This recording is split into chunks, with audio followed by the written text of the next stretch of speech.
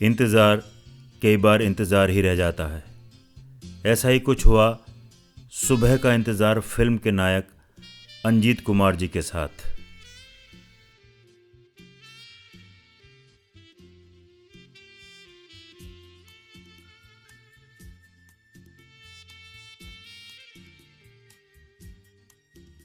अफसोस तो बहुत था, लेकिन करने से कोई फायदा नहीं।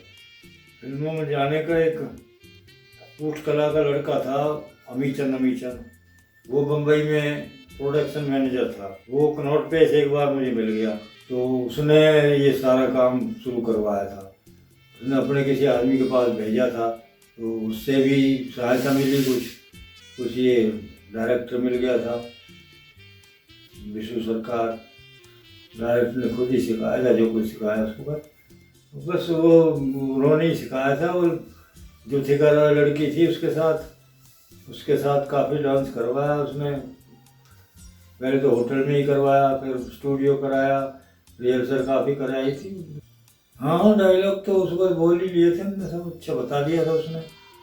दिन में शूटिंग की थी। टीम में तो तकरीबन 30-40 आदमी होते थे।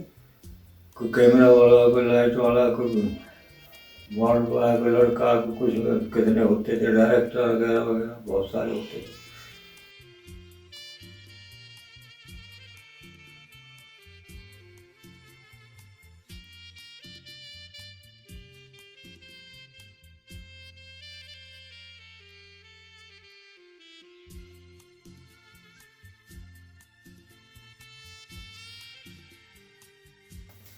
हायर सेकेंडरी यहीं की थी स्कूल में।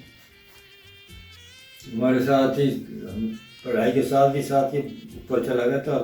हायर सेकेंडरी स्कूल हो गया था, पहले मिडिल था, फिर हम जैसे ही आए तो ऊपर हायर सेकेंडरी हो गया। हायर सेकेंडरी यहाँ से की थी, फिर दयाल सिंह कॉलेज चले गए, फिर दयाल सिंह कॉलेज से की।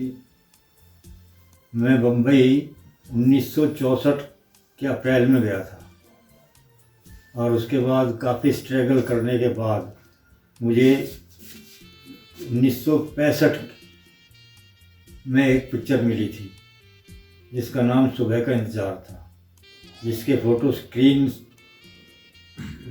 अखबार में भी आए थे, जो इंडस्ट्री का निकलता है। और उसके बाद 65 दिसंबर में मुझे घर से कोई प्रॉब्लम हो गई थी, लेटर आया तो मुझे घर आना पड़ा, और उसके बाद मैं नहीं जा पाया।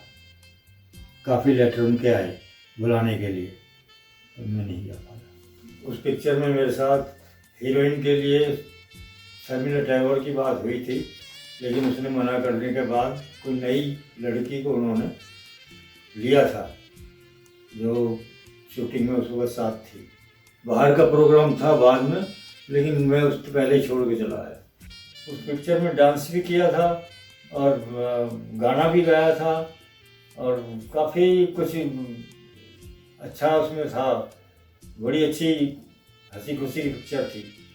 आर के स्टूडियो में मैं अशोक कुमार जी से भी मिला, और धर्मेंद्र से भी कई बार मिला, और ये आपके देव कुमार वगैरह की शूटिंग पे भी गया था, मैं उससे मुलाकात हुई थी। और ये कई डायरेक्टर बहुत थे जिनसे मुलाकात हुई, काफ़ी लोगों से मुलाकात भी हुई थी, और उस वक्त तो बहुत कुछ था, अब तो भूल चुका मैं। धर्मेंद्र से 3 या 4 बार मिला था मैं स्टूडियो में।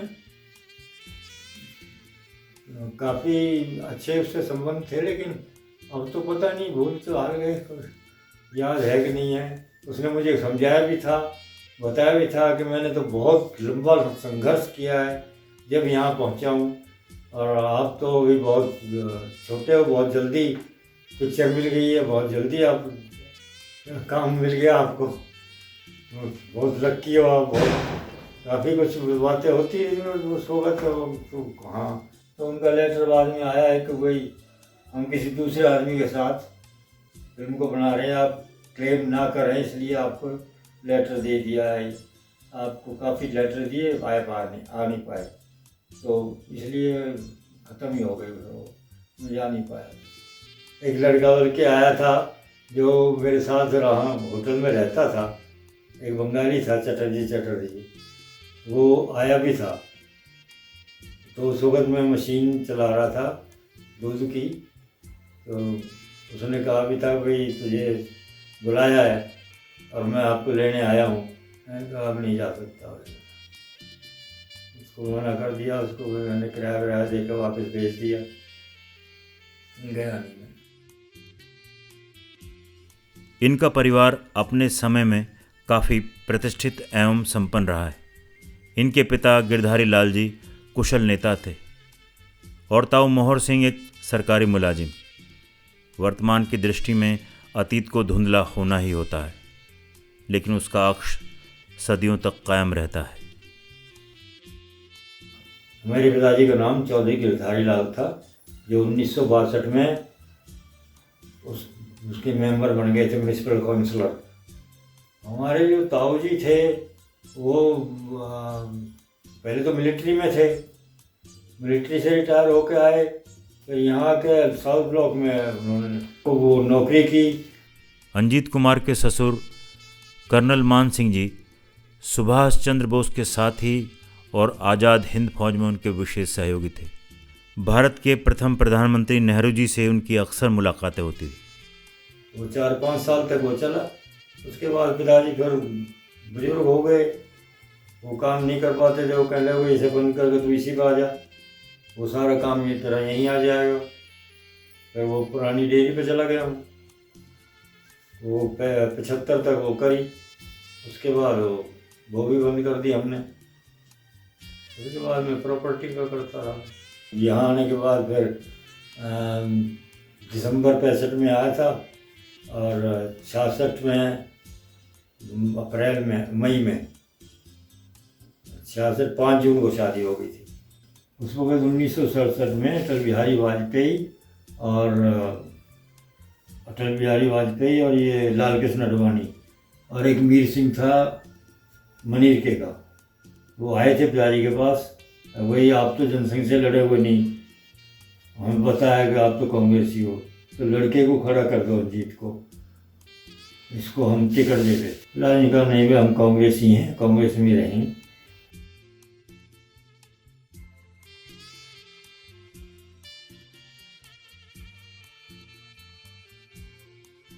काश सुबह का इंतज़ार फिल्म बन जाती और अंजीत कुमार जी हिट हो जाते, तो आज उनकी पहचान सिनेमा जगत में एक स्टार के रूप में होती। लेकिन भाग्य के खेल भी निराले ही हैं। भाग्य की अनदेखी डोर किसी को सफलता की बुलंदियों पर पहुंचा देती है, तो किसी को गुमनाम ही छोड़ देती है, जहां सिर्फ अफसोस ही रह जाता है। जिंदगी भी जीनी थी, उसी को लेकर बैठे रहते तो कुछ नहीं कर पाते।